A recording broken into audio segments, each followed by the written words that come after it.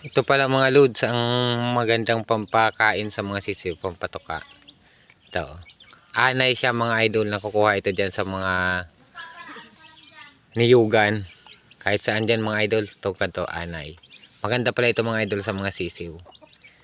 Yan. Mabilis siya mga idol makapag palusog. Mabilis lumaki ang mga sisiw. Yan mga loads. Ganito lang. Ganito lang papakain natin.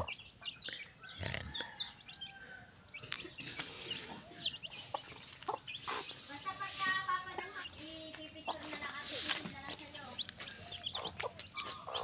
Ganito yan mga idol. Ito yung pinapatuka natin sa ating mga sisiw.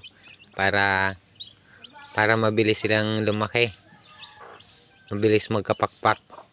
Yan mga idol. Tawag dyan mga idol anay. Anay yan mga idol. Yan. Okay, isang linggo pa rin yung bukas.